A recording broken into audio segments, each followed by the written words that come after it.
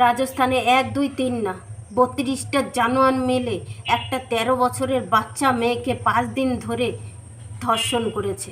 ভাবতে পাচ্ছেন এই 5 দিন ধরে মেয়েটা কতটা কষ্ট পেয়েছে?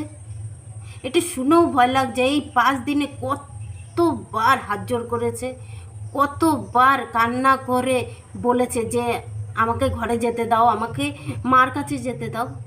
কিন্তু এসব কোনো জঙ্গলে হয়নি, শহরের মাঝখানে হোটেলের রুমে হয়েছে, যেখানে স্টাফ ছিল, ক্যামেরা ছিল, সব কিছু ছিল, কিন্তু মানুষ ছিল না।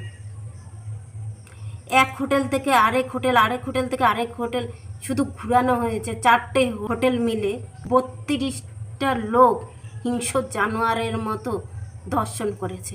কিন্তু দুঃখের বিষয় কি জানেন? মেয়েটা এখনও বেঁচে আছে, মানে শরীরটাই বেঁচে আছে, আত্মাটা চলে গেছে। কিন্তু যে বাচ্চাটাকে কিনেছে সে কিন্তু কোনো অপরাধী না, হোটেলের মালিক, হোটেলের ম্যানেজার। তাই এইসব জানোয়ারদের কি শাস্তি দেওয়া উচিত?